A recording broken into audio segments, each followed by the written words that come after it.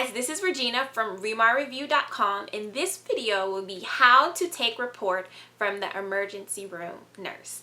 To me, it is so important to have a tool that is a reminder of the most critical information that you need to know, because when you're in the middle of the shift and things are crazy, the last thing you want to hear is that you're about to get another patient, specifically from the emergency room. Most errors are done during handing off patients from unit to unit, and it is a very serious problem. I mean, I have worked in hospitals where the patients have come up from the emergency room dead. So as a nurse, as a new nurse specifically, you need to know the right questions to ask when you are expecting a critical patient.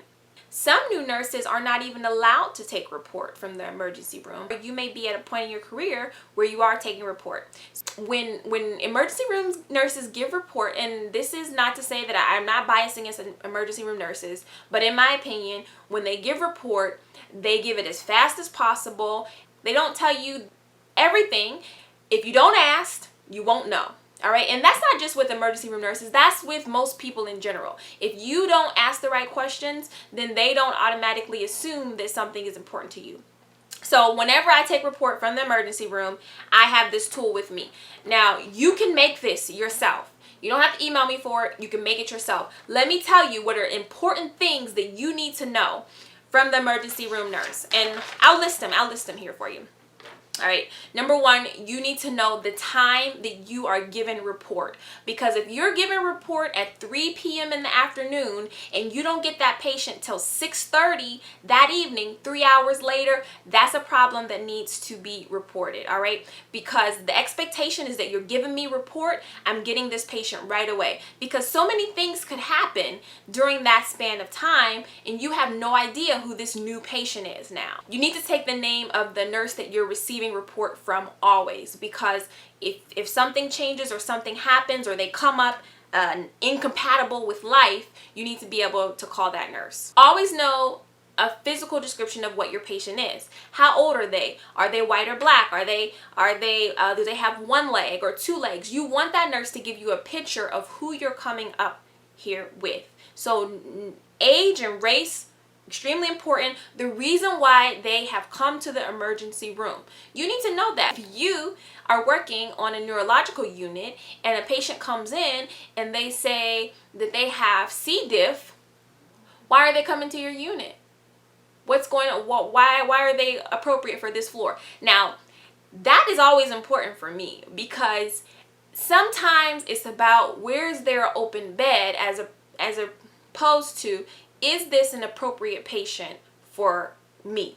Allergies, okay? And you definitely want to know the code status of your patient, because if they come up and they go into cardiac arrest, it's your responsibility as the nurse, your responsibility to know whether you should initiate CPR on this patient or not. The other things that I have at the bottom of this page are the last vital signs. Do not receive a patient from the emergency room without knowing what their blood pressure, their heart rate is. If they are diabetic, what their last blood sugar is. And usually I don't have problems getting this kind of information from the emergency room nurses. But I do have to always probe about, is their skin intact? Because you guys know, if you're working for a hospital, that skin breakdown is huge, particularly if it's getting inside when your patient is admitted.